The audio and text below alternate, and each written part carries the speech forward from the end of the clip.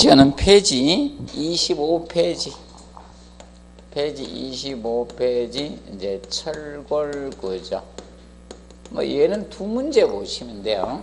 두 문제 보시면 되고요. 자, 먼저 이 철골구조는 뭐 철골구조의 특징의 장단점 나옵니다. 뭐 장점에서는 보통 얘는 철근 콘크리트하고 비교를 많이 합니다. 철골조는.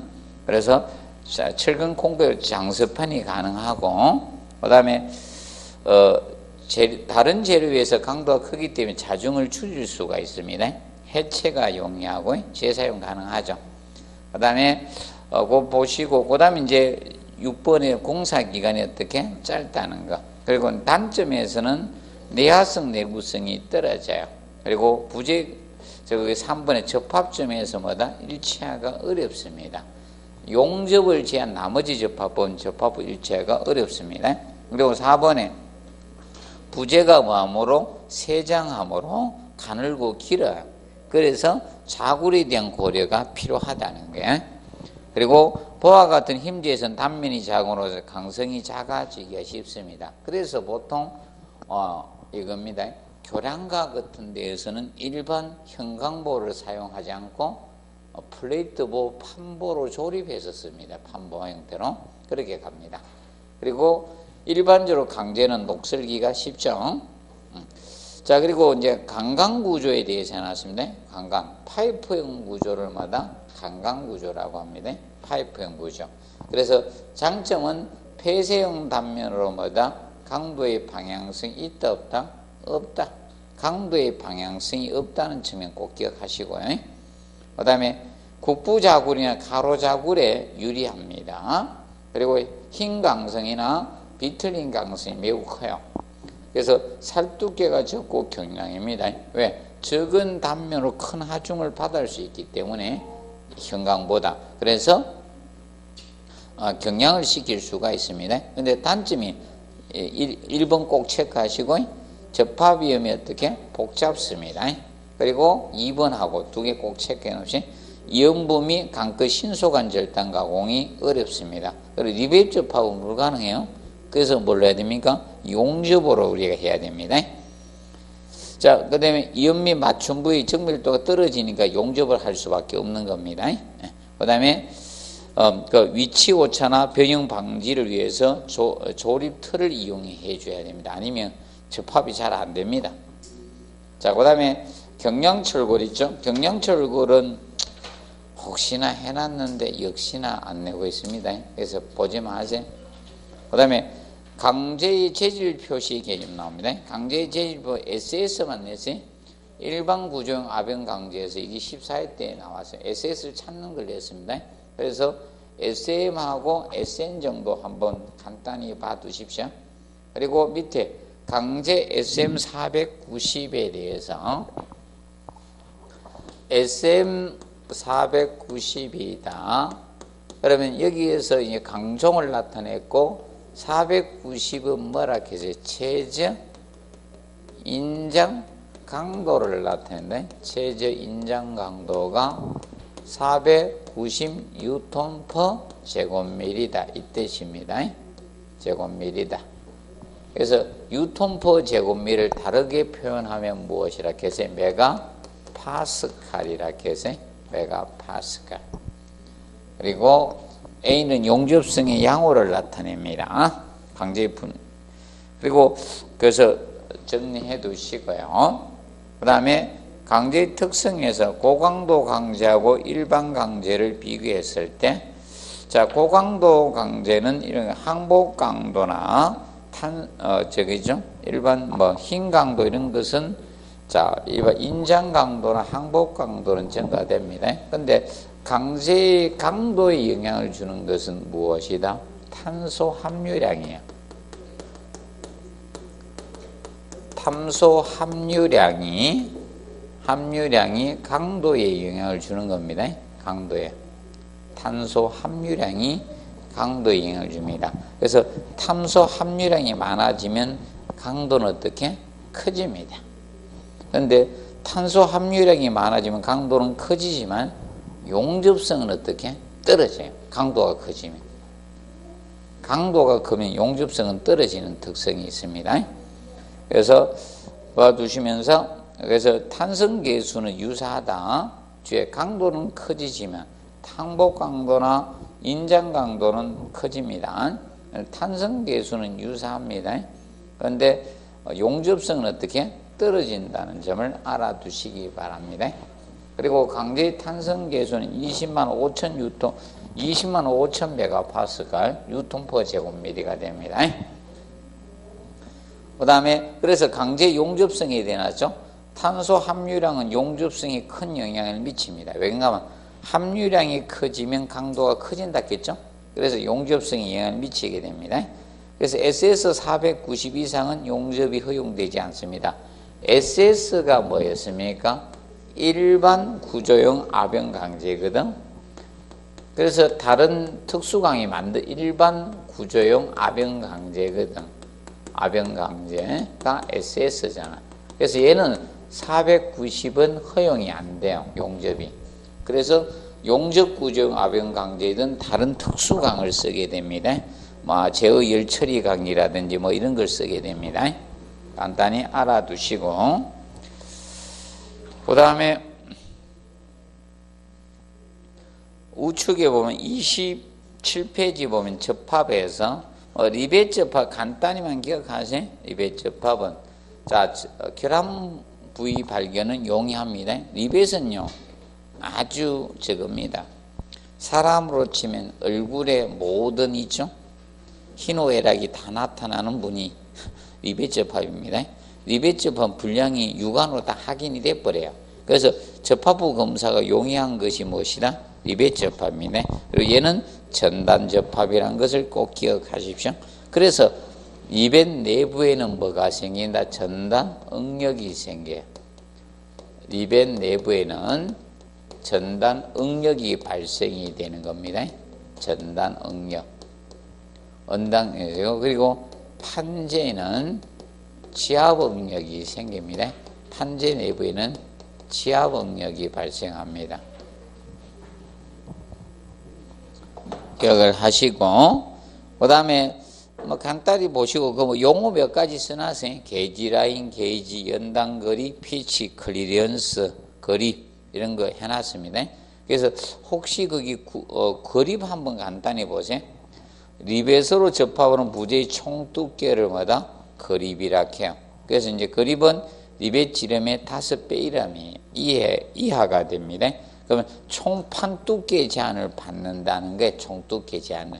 그래서 구멍을 뚫어서 리벳이나 볼트나 고장력 볼트를 끼워서 조립하는 것은 두께의 제한을 받는다 이게. 그러면 두께의 제한을 받지 않는 것은 용접 접합만 두께의 제한을 거의 받지 않습니다. 자, 그리고 볼트 접합은 가조임이나 가설 건축물의 접합법에 사용됩니다. 그래서 이번 구조 내 중요 부분은 볼트 사용을 해서는 안 됩니다. 그리고 고장력 볼트 접합이 유일하게 무슨 접합? 마찰 접합입니다. 그래서 그 1번 해놨죠. 그래서 부재와 부재 사이에서 발생하는 마찰력으로 힘을 전달하는 마찰 접합법이 됩니다. 그리고 3번에 현장 시공 설비가 간단합니다. 토크 렌치나 임팩트 렌치로 쪼으면 되기 때문에 간단해요. 그거 알아두시고, 그래서 노동력 절감이나 공기 단축 효과를 가져올 수가 있습니다. 그리고 4번에 볼트 조일 때는 한 번에 다 조으면 안 되고 1차, 2차로 나눠서 조아라. 그래서 1차에서는 80%만 조으라는 겁니다. 그런데 많을 때는 어떻게 줍니까? 저기부터 거기 6번 나오죠? 조일 때는 중앙에서 좌우 방향으로 조아 나가 주시면 됩니다. 그리고 5번에 마찰면 상태는 들뜬 녹은 제거를 해 주셔야 돼. 붉은 녹이 있는 상태에서 해 두시면 된다. 그리고 고장력 볼트 7번에서 전단 및 지압 응력 생기지 않습니다. 고장력 볼트는 무슨 접합이다? 마찰 접합법이 때 안 생겨. 자, 그러면 여기에서 리벳 접합에서 생깁니다. 리벳이 전단 접합법이거든요. 일반 볼트하고가. 그래서 리벳이나 볼트에서는 이것이 발생해요. 근데 고장력 볼트에는 생기지 않습니다. 접합법이 마찰 접합법이기 때문에. 그래서 요거 조금 주의해 주시면 됩니다. 자, 그리고 넘겨가 보시면, 자, 용접접합이 제일 중요합니다. 용접접합적인 측면이. 그래서 앞전은, 자, 접합부 검사법을 실제로 들어가 버렸어. 나는 문제에서, 접합법 종류만 우리가 언급을 했는데, 실제 앞전에 들어갔어요. 그럼 올해는 그 분야 뭐 다룰 필요는 없고요. 그래서 용접접합에서는 먼저, 그 1번 일체성과 강성 확보가 가능해요. 부재간 수밀성이 큽니다. 그리고 사용 강제를 절약할 수가 있죠. 왜 얘는 뭐를 하지 않기 때문에 구멍 뚫기죠. 구멍 뚫기를 하지 않기 때문에 강제를 절약할 수가 있습니다. 그리고 접합 부재의 두께의 제한이 거의 없습니다. 자, 그런데 리벳이나 볼트나 고장력 볼트는 구멍을 뚫어서 체결해야 되기 때문에 접합 부재의 두께의 제한이 5T입니다. 5배의 제한이 있는데 보통 용접만 제한이 거의 없습니다. 그리고 3번에 용접구의 숙련도에 따라 시공의 양보가 좋고 나쁨이 결정이 됩니다. 자, 그리고 검사법이 어떻게? 어렵습니다. 그래서 이제 앞전에 이제 검사법의 세부적인 게 하나 들어가서 초음파 탐상법에 대해서 들어간 겁니다. 작년 시험에. 그래서 초음파는 사실 이거잖아요. 우리가 사실 초음파를 볼 때 우리가 표면결함을 알기 위해서 초음파를 하는 사람이 없죠. 내부결함 아닙니까? 우리하고 동일합니다. 사람도 초음파 표면에 뭐 상처난 걸 검사하기 위해서 하지 않지? 내부결함인데, 그게 표면결함 이렇게 해서 답을 유도시킨 겁니다. 근데 상식적으로 가져온 겁니다, 여러분들. 자, 보시고. 자, 그리고 이제 거기 보시면, 7번에, 자, 그래서 그거 보시고, 그 다음에 이제 그루브, 자, 하고, 저거 11번 스켈럽하고 헷갈리면 안 돼. 비교해 두세요. 5번의 그루브하고, 자, 5번의 그루브는 맞댐 용접 또는 우리가 맞대기 용접이라고 돼. 맞대기 용접. 맞대기 용접에서 두 부재에서 용착금수를 채워넣는 홈은 그루브고, 그런데 스켈럽은 용접선의 교차를 피하기 위해서 한쪽 부재에 설치할 홈을 스켈럽이라고 해. 스켈럽하고 그루브하고 혼돈하지 않도록 비교를 꼭 해 놓으십시오. 루트는 용접 이후 그루브의 아랫부분, 홈의 밑부분이 루트입니다. 그래서 일반적으로 자, 여러분들 얘기했죠? 여기 이제 홈을 만들었으면 두 부재 사이에 트임새가 무엇이다? 이거는 뭐라 해서 이거 간격은 트임새는 이거는 루트 간격이고, 이걸 루트라고 써놓은 데가 많은데, 아니 저 건축 책에 이런 게 루트라고 써놓은 데가 많으니까 그걸 그대로 뺏겨가지고 이게 루트 간격이에요. 이 부분이 루트에, 이 부분이 아랫부분 여기가 이것이 루트고요. 이게 루트고 여기가 그루브고 그루브 홈이고 이렇게 되는 거예요. 이게 루트고 밑부분이 요 트임새가 루트 간격이에요. 루트 간격. 실제 도면에는 정확히 써야 되거든. 설계를 한번 딱 해봐서 설계 이렇게 이걸 루트라고 하면 안 돼. 이게 위에가 루트고 요 간격이 무엇이다? 루트 간격이에요. 루트 간격. 자, 보시고 그 다음에 거기 보시면 자, 제가 알아두시 스켈러가 꼭 기억하십시오. 그 다음에 12번 엔드탭은 용접시 임시로 담부에 설치돼서 용착금수에 채워지도록 하는 보조제거마다 엔드탭입니다. 엔드탭. 자, 그리고 용접 결함에서 자, 우리가 알아두실 것은 자, 저거 언더컷하고 용이 부족하고 비교하시고요. 근데 크레이트는 용접기의 끝부분에 오목하게 파지는 부분이 무엇이다? 크레이트입니다. 그리고 우리가 잘 봐두실 것이 이겁니다. 블로홀하고 피트 구분 좀 해 놓으십시오. 자, 블로홀하고 피트. 블로홀은 용접 내부에 공기 구멍이 생긴 것이 뭐다? 기포가 생긴 블로홀. 블로홀을 우리나라 말로 하면 공기 구멍이고, 공기 구멍. 블로홀은. 자, 그리고 자, 이 블로홀이 용접부 표면에 생기는 작은 구멍이 무엇이다? 피트입니다. 피트. 자, 그리고 철골 구조에서 보시면 우측 페이지. 그래서 프렌지는 힘 모멘트를 부담합니다. 힘 모멘트를 분담한다는 것은 무엇이라 했어요?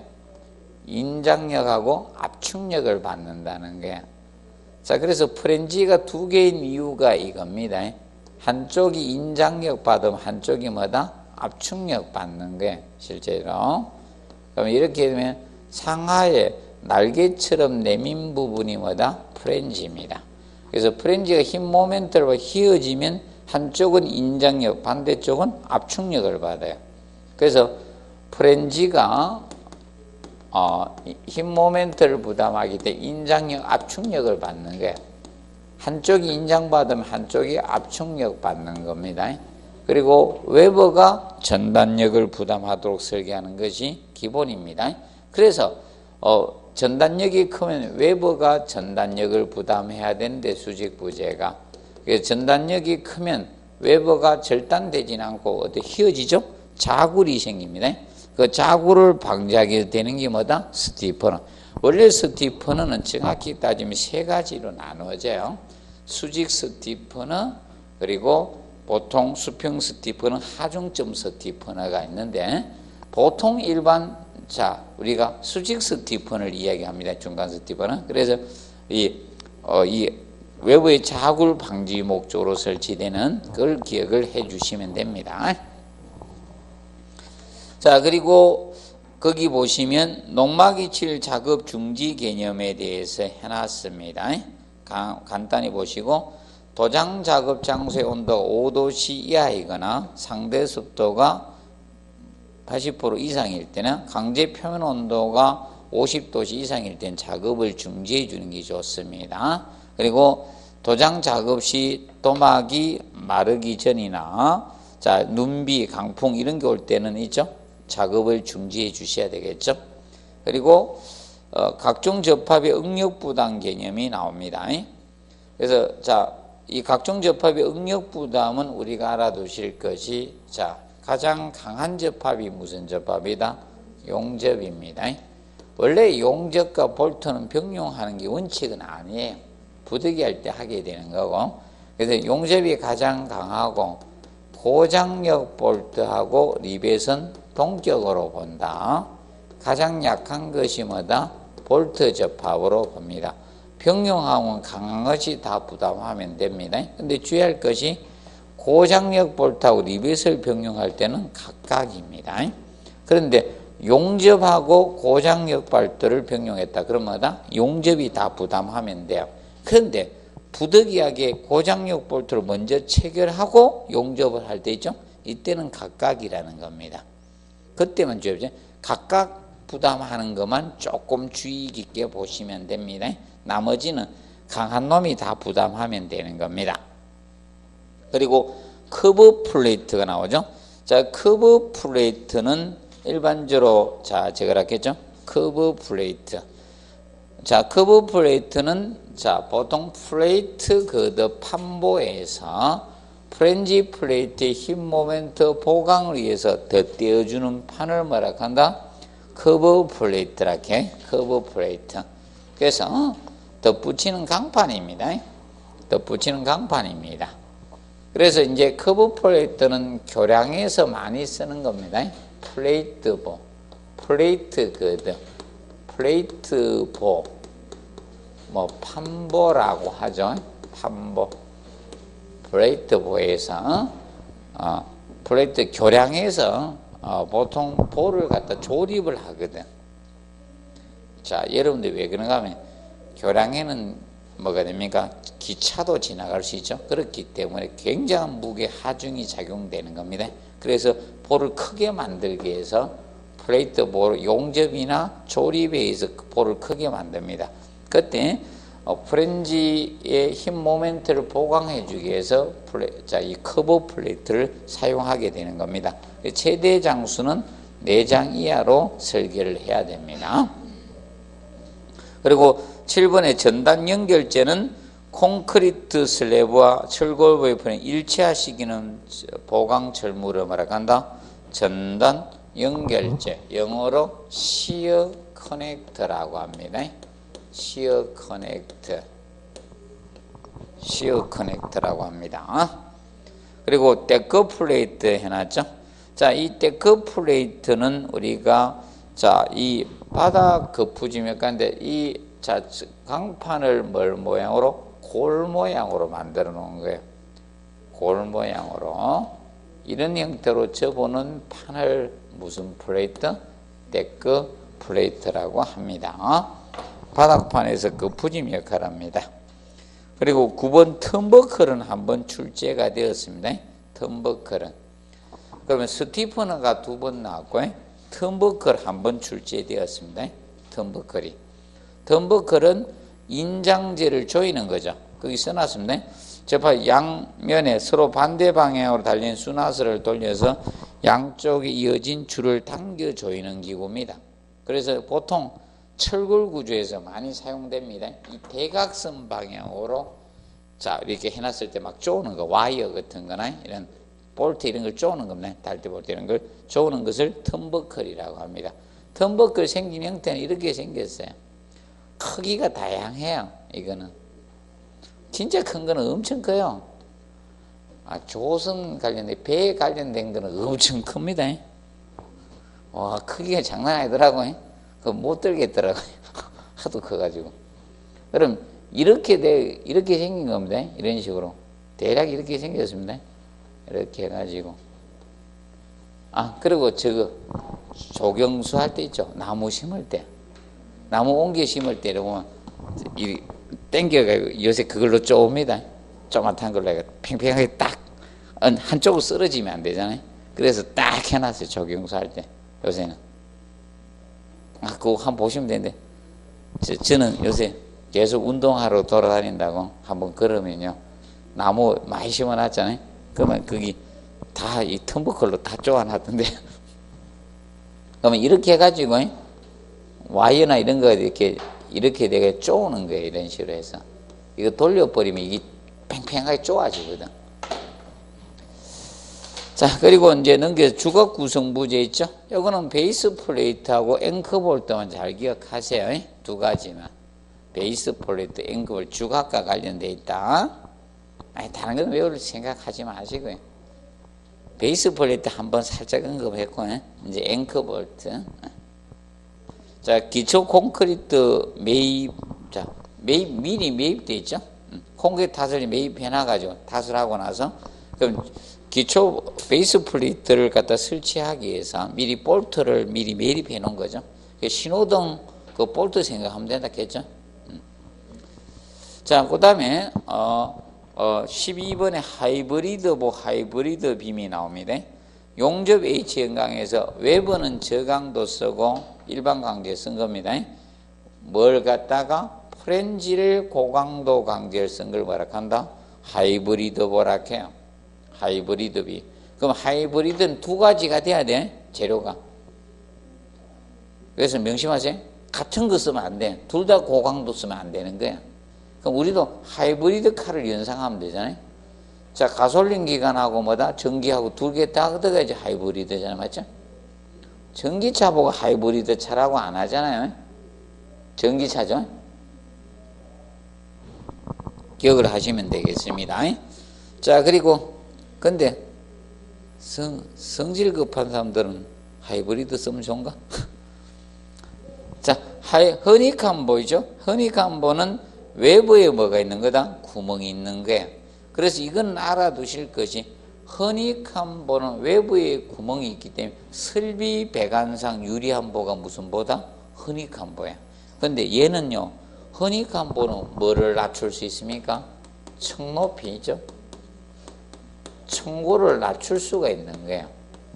청 높이를 낮출 수가 있는 보입니다. 얘가 허니칸 보를 쓰면 보통은 이거냐, 보하고 천장 사이로 뭐다 설비 배관이 딱 떠나 배관들이 가야 되는데, 얘는 보 외부 쪽으로 딱 떠나 배관이 통과하니까 있죠, 청 높이를 줄일 수 있는 거예요. 청 높이를. 그래서 청 높이를 줄이는 데 사용될 수 있는 보가 무슨 보? 허니칸 보예요. 또 하이브리드 보 하지 말고, 하이브리드 보는 이겁니다. 자, 수평부재인 보는 이거잖아요. 수평부재인 보는 힘 모멘트를 부담할 수밖에 없잖아. 맞죠? 맞죠? 힘 모멘트를 분담하려고 하면요, 프렌즈가 힘 모멘트를 분담한다 했잖아. 휘어지니까. 맞죠? 그래서 고강도를 프렌즈 재료만 고강도를 쓰는 겁니다. 그리고 합성보 해놨습니다. 합성보. 자, 합성보는 콘크리트 슬래브 철거보를 전단 연결해서 외력에 대한 구조체를 거동을 일체화시킨 구조를 합성보라고 해. 자, 위에는 철근 콘크리트 슬래브인데 밑에는 보라는 거예요. 철골보를 이렇게 해놓게 되면 둘이 따로 놀으면 되겠어요? 안 되겠어요? 어떻게 살라고요? 진동 모으면 둘을 건데 우리 집이 언제 옆으로 튀나가지? 흔들어 버리면 옆으로 튀나가요. 잘못하면. 그러면 지금 이렇게 철골보가 있을 때, 자, 이거하고 시어 커넥터를 이용해서, 시어 커넥터는 실제로 뭘 씁니까? 스타터 볼 때 이용하거든. 그래서 여러분들 보통 이거죠. 얘하고 일체시켜진 철물입니다. 얘가 볼트 가지고 실제 씁니다. 거의 대부분. 스타터 볼트 이거 길이를 생각을 해야 되거든. 나중에 기둥에 실수하는 경향이 있어요. 기둥을 설계할 때 기둥을 철골 피복 두께만 생각해가지고 설계하는 분들이 간혹 가다가 실수를 많이 해요. 그럼 예를 들어서 철근 콘크리트 구조를 만들 때 실수를 많이 합니다. 설계할 때. 그럼 H빔 가지고 이렇게 기둥 안에 넣은 거예요. 요 피복 두께만 생각을 한 거야. 여기 스타터 볼트도 설치를 하거든. 부장님 저기 스타터 볼트 설치하거든. 튀어나오는데 이걸 생각을 안 해가지고 피복 두께를 결정을 하는 사람이 간혹 가다 있어. 그래가 욕 바가지로 얻어먹어요. 제 선배가 한 번 욕 바가지로 얻어먹었습니다. 옛날에. 이거 생각 안 하고 피복 두께 나가지고 현장에서 난리다. 욕 바가지로 하고 있대. 그 지나가는데 자기가 들었는가 봅니다. 아씨, 내가 괜히 그 지나가가 욕 바가지로 얻어먹었다고. 어느 놈이 설계했는지 닭대가리 하냐고 뭐 이래. 아니 스타터 볼트가 길이를 생각 안 하고 있지 않습니까? 해가지고 그럼 철골은 여러분들 보면 이렇게 세워놨을 때 그냥 콘크리트 피복하면 부착력이 떨어지잖아. 그게 표면적 많기에서 스타터 볼트를 이렇게 튀어나오기도 하거든. 그런 용어로. 그리고 이거는 이제 이제 바닥판하고 철골을 일치하기 위해서 이렇게. 그러면 보하고 바닥판하고 합성됐죠. 그래서 합성보라고 하는 거예요. 합성보. 합성보 하면 뭐가 꼭 기억난다? 전단 연결재, 시어 커넥터 꼭 기억하십시오. 전단 연결재. 우리나라 말로는 전단 연결재고요. 영어로는 뭐다? 시어 커넥터예요. 전단 연결재, 시어 커넥터에 대해서 알아두시면 됩니다. 그래서 철골보 위에 데크 플레이트를 깔고 콘크리트를 탓을 하거나 아니면 ALC판이나 PC판 등을 설치해 하는 경우 있어요. 최근에 하기 싫어가지고 옛날에는 있죠. 요 가지고 했었습니다. 데크 플레이트 여기다 이거 철골부에다 깔아가지고 여기다 스타터 볼트 설치해가 위에다가 철근배가 콘크리트 탓을 했거든. 근데 요새는 ALC판 내지 PC판 갖다 얹는 경우도 있어요. 저기가 그랬습니다. 부산 역사 만들 때 이 갖다가 다 얹더라고. 자, 그 다음에 데크 플레이트 사용 시 그 부집이 필요 없죠.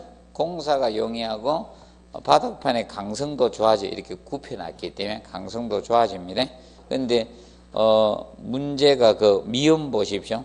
데크 플레이트 시공스는 균열을 발생하기 쉬워요. 자, 왜 그런가 하면 이것 때문에요.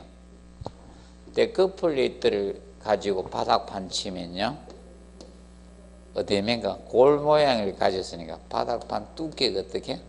두껍다가 얇아졌다 하죠. 맞죠? 두께가 두껍다가 얇았다 이러지. 그래서 균열이 잘 생깁니다. 블록도 있잖아요. 전체 물축이면 안 하는 이유가 거든. 공동부가 있잖아요. 공동부가 다원형이 있다 보니까 두께가 균일하지 않거든. 그래서 균일이 잘 생기거든. 그래서 얘도, 그래서 이는 균열 발생시면 균열 억제 대책을 우리가 시행을 해 주셔야 됩니다.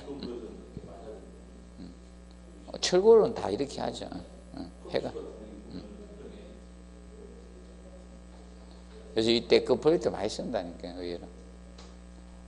여러분들 이거죠. 그냥 쓰면 강도가 약하니까. 이렇게 굽혀서 콘크리트 하면 강해지거든, 강성이. 자, 봐두시면 되겠습니다. 그 다음에, 철근 콘크리트 구조 31페이지 보시면, 자, 철근 콘크리트는 세 문제 내시 네 문제가 출제가 됩니다. 세 문제에서 네 문제 사이로 출제될 것 같고요. 그래서, 자, 먼저 철근 콘크리트 구조의 특징이 나옵니다. 유일하게 특징 가지고 가장 많이 내는 데가 철근 콘크리트예요. 철근 콘크리트 부분이 특징 가지고 가장 자주 언급을 합니다. 그 다음이 철골 구조고요. 이렇게 갑니다. 나머지는 특징 가지고 잘 안 내는데 뼈대가 되는 철근 콘크리트하고 철골 구조는 특징 가지고 많이 시험 냅니다. 자, 그러면 압축 응력은 콘크리트가, 인장 응력은 누가? 철근이 부담하도록 설계합니다. 이건 한 번 냈습니다. 그리고 전단력과 사인장력에 대한 보강과 균열 방지에서 늦건 설치해 줍니다. 보호에서. 그리고 3번에 콘크리트 내구 내하성이 있으면 철근을 피복함으로써 부식을 방지해 주죠. 그래서 내하 내구적인 구조가 되죠. 철근 콘크리트는 다 된다 했죠. 내하 내구 내진 내풍 다 된다 했어요. 내진 구조 내풍 다 돼요. 내하, 내구, 내진, 내풍 다 된다 했습니다. 그리고 4번에 철근과 콘크리트 온도의 선팽창 계수, 열팽창 계수는 거의 같다 했죠. 그런데 무슨 계수는 다르다? 탄성 계수는 다릅니다. 항상 기억하세요. 철근이 큽니다. 그 다음에 5번 가지고는 2번 출제했습니다. 알카리성 콘크리트가 철근에 녹서는 걸 방지합니다. 그런데 콘크리트 중성화되면 자, 매립된 철근이 녹슬기 시작합니다.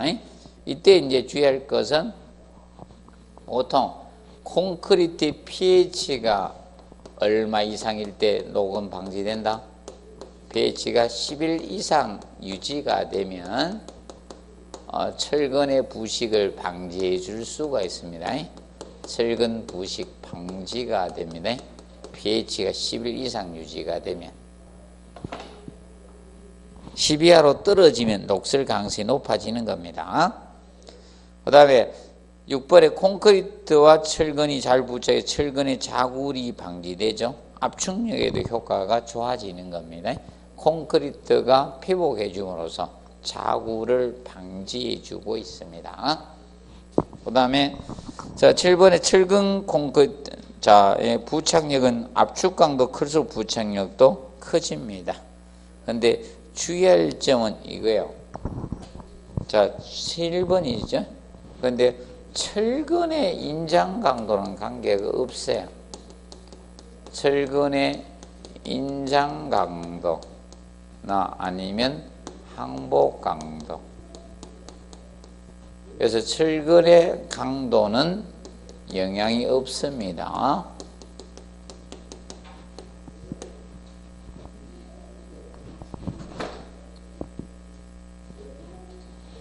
헷갈려서는 안 됩니다. 그럼 이런 것은 영향을 주죠. 부착력에 철근의 철근의 단면 형상이나 표면 거칠기나 아니면 자 철근의 뭐다 주장, 둘레의 길이 이런 것은 영향을 주죠. 둘레의 길이 이런 것은 영향을 주는 요인이 맞아요. 이거는 부착력에 영향을 주는 요인이에요. 근데 철근의 강도는 관계가 없어요. 철근의 강도는 철근을 누가 감싼다? 콘크리트가 감싸고 있기 때문에. 콘크리트 압축 강도는 왜 영향이 있는가? 콘크리트 압축 강도 크다는 것은 단위 면적당 뭐다? 밀실하다는 거예요. 밀실하면 철근을 꽉 잡아줄 수 있다는 거예요. 그 측면을 기억을 해 두시면 됩니다.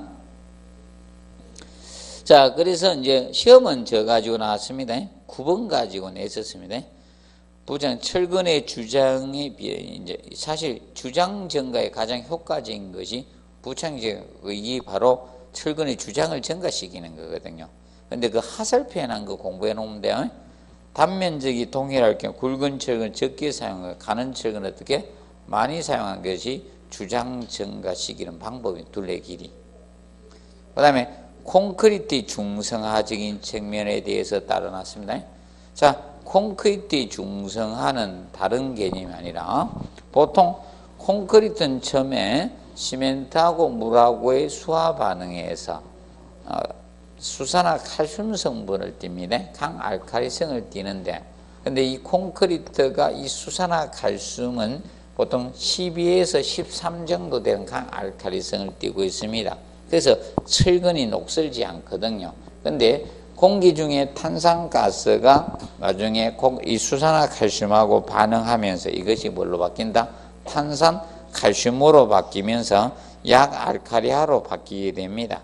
그래서 그러면 그것이 콘크리트의 뭐다? 중성화입니다. 쉽게 콘크리트의 강알칼리성을 상실해 가는 과정이 무엇이다? 콘크리트의 중성화라고 보면 돼요. 근데 콘크리트 중성화는 빠르게 생기지 않습니다. 장기간에 걸쳐서 생겨요. 콘크리트의 중성화는 장기간에 걸쳐서 생기는 거예요. 장기간에 걸쳐서 발생해요. 빨리 생기는 거 아니에요. 중성화는. 그래서 장기간에 걸쳐서 중성화는 표면에서 내부로 서서히 진행되는 거예요. 표면에서 내부로 서서히 진행이 돼 가는 거예요. 서서히 진행이 됩니다. 그러면 이제 서서히 진행이 돼 가는데 중성화가 되면 철근이 뭐 쓴다 계세요? 녹슬어요. 철근의 부식을 가져옵니다. 철근의 부식 가져오는데 이제 부식되면 최적 팽창이 생겨요. 철근에 약 2.5배 정도 2.5배 정도 최적 팽창이 생겨요. 그러니까 콘크리트에 뭐가 간다? 균열이 생기는 거야. 자, 그래서 콘크리트에 균열이 발생이 되는 거야. 그래서 콘크리트 균열은 명심하세요. 중성화에서 발생하는 균열은 절대 빨리 안 생깁니다. 마지막에 생기는 균열이에요. 명심하세요. 얘는 마지막에 생기는 균열이에요. 중성화형 균열은. 그럼 보통 플라스틱 균열이 빨리 생깁니다. 플라스틱 치마 균열 같은 거. 콘크리트 응결이 되기 전에 발생하는 균열이야, 걔는. 굳기 전에. 자, 우리가 응결 경화가 이루어진다 했죠? 가장 먼저 생기는 균열은 플라스틱 균열, 치마 균열이에요. 물을 너무 많이 때려놓으니까 응결이 되기도 전에 내려앉으면서 치마 균열이 생기는 거야. 그건 엄청 빨리 생기는 거야. 그건 응결되기 전에 생기는 거고. 그래서 가장 먼저 생기는 것은 치마 균열인 플라스틱 균열이 먼저 생겨요. 그리고 나서 마지막 종착역에 중성화형 균열이 마지막에 생기는 거야. 명심하세요. 그러면 이게 경화 전에 생기는 게 플라스틱 치마 균열이고 나중에 건조 수축 균열 경화 후에 생기는 거야.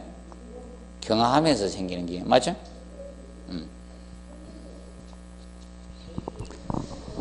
자, 그래서 이제 정리를 해 두시고요. 그러면 이게 이제 균열이 생기는 게 대해서 이제 문제가 생기는 거예요. 콘크리트 중성화 개념이.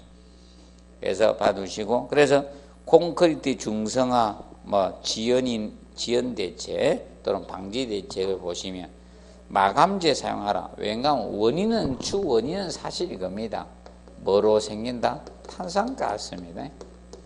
탄산가스 침투가 이게 주된 원인이거든. 사실은 콘크리트 중성화는 원인이 뭐 때문에 생긴다? 탄산가스의 침투로 생깁니다.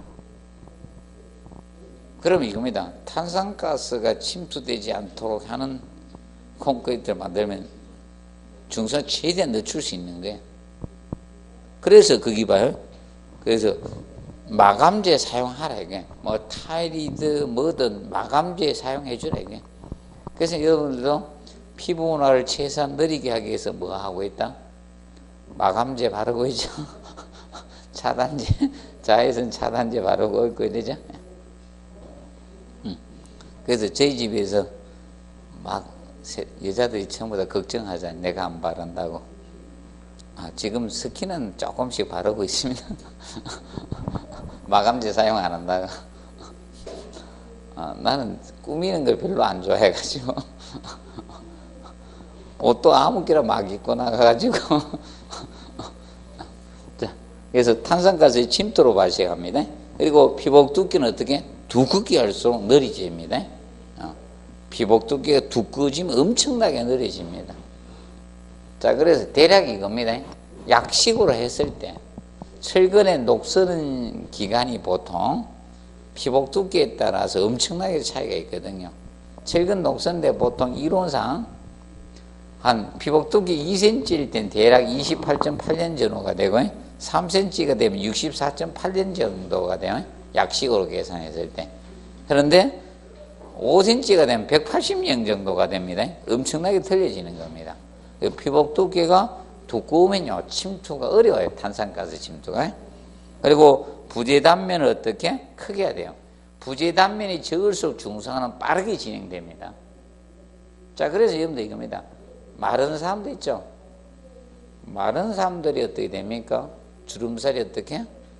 확 쪄요. 맞죠? 제가 너무 급격히 몸무게를 뺐지만 주위에서 걱정을 하더라고요. 살을 빼니까 어떻게? 주름살이 좀 팍 생기니까. 제가 7kg를 줄였거든요.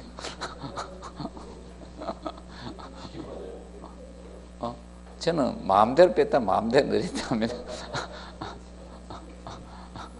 그래서 우리 와이프가 이래 돼. 우리 장모님한테 하는 소리가 저 사람 몸무게를 확 늘렸다 확 뺐다 해가지고 옷을 못 사준다고 그래서 어떨 때는 옷이 작았다 옷이 컸다가 막 이래요.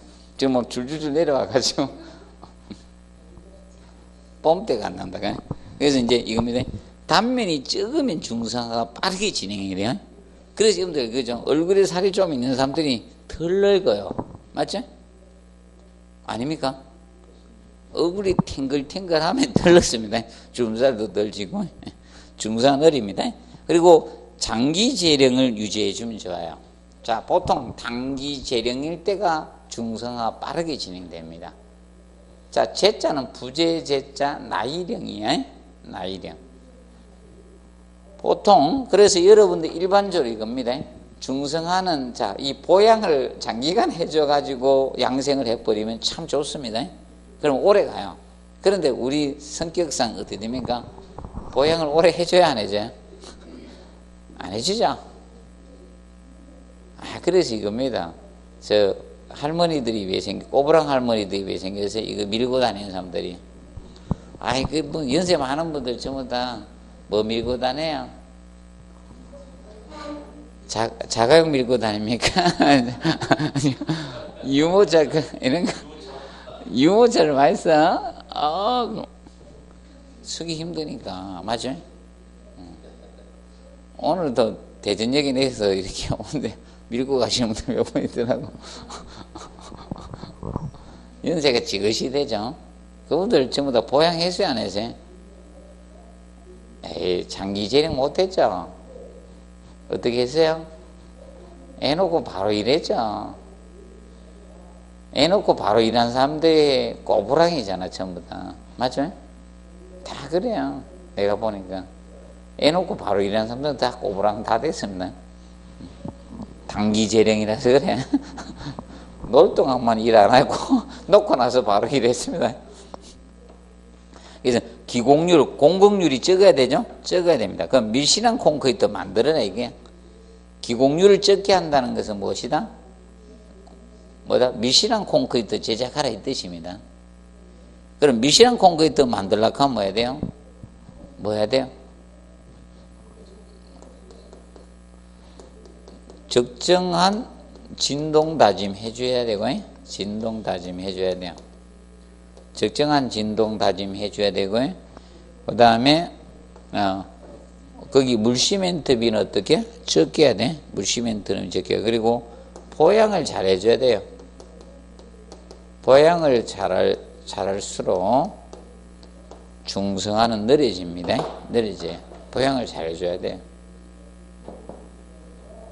자, 그리고 저겁니다. 경량골재 사용은 최대한 억제하거나 줄여줘야 돼요. 경량골재 사용량은 최대한 줄여야 돼요. 경량골재 사용량은 최대한 줄여야 됩니다. 자, 그리고 이겁니다. 이거는 조금 줄여야 돼요. 초강 시멘트하고 중요열 시멘트를 비교했을 때 누가 중성화는 조금 빠르게 진행하면 중력열이 좀 빠릅니다. 중성화는. 그런데 관계없는 게 이거예요. 중력열 포틀랜드 시멘트는 단면이 굉장히 큰 데만 쓰거든. 매스 콘크리트에만 쓰기 때문에 별로 관계가 없는 거예요. 왜냐하면 땡공사 이런데, 땡공사 이런 데 쓰면 단면이 무진장 크가 피복 두께가 장난이 아닙니다. 그렇기 때문에 그런 데는 중성화 조금 빨리 진행돼도 관계가 없는 거예요. 두께가 두껍기 때문에. 대신 땡 같은데 균열 가면 안 되잖아. 터널 같은데. 맞죠? 균열이 가면 철근을 부식시키잖아. 맞죠? 그래서 댐은 그걸 포기하고 균열을 안 가는 걸로 간 거예요. 댐 공사에는. 중열 포틀랜드로 간 거. 근데 중성화는 명심하세요. 누가 빠르다? 중력열 포틀랜드 시멘트가 약간 빠르게 진행됩니다. 조강보다는. 확 빠른 건 아니고요. 약간 빠릅니다. 그렇게 보시면 됩니다. 일반 생각하고 약간 틀립니다. 중성화 판정 가지고는 시험에 냈어요. 중성화 판정. 이게 6회 때 냈어요. 괜히 문제집에다가 농담했지만 이거는 혹시나 안 나올 건데 혹시나 해서 합니다 했지만 왜 이때 했는가 하면 제가 저것 때문에 했습니다. 자, 그때 6회 때 있잖아요. 강남에 재건축 붐이 불었거든요. 재건축 사업이. 그러면 재건축 하려고 하면 지금 뭐 진단 받아야 돼요? 안전진단 통과해야 되잖아. 안전진단 항목 중에 하나거든, 중성화가. 중성화 깊이가 어디까지 진행됐는가 측정하거든, 코아 채취해가지고요. 그리고 슈미트 헵마로 압축강도, 반발경도 측정해서 압축강도 측정하거든요. 그래서 그게 시험에 다 내버린 거야, 그때. 그때는 좀 생각이 있는 사람이 낸 거야. 공동주택관리사라서 적정히 알아야 되죠. 뭐 와가지고 이렇게 테스트 하는데 모르면 안 됩니다.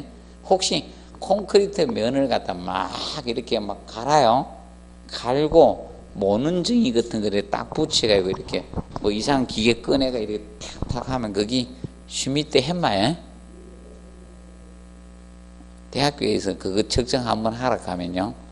친구 머리 돌 측정한다고 막 따라다니 압축강도 한번 측정해보자 하면서 진짜 많이 합니다. 진짜 장난 마셔. 그리고 원래 슈미트 헵마는요 이렇게 직각으로 타격하는 게 기본이에요. 이렇게 직각으로.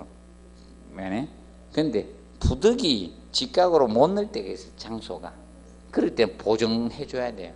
왜냐하면 이럴 때 하고 이럴 때 하고는 틀려지죠. 그럴 때 보정값을 써야 됩니다. 원래 직각으로 딱 사용을 합니다. 자, 봐두시고 그 다음에 페이지 32페이지 콘크리트 재료부터는 잠깐 휴식하고 하도록 하겠습니다.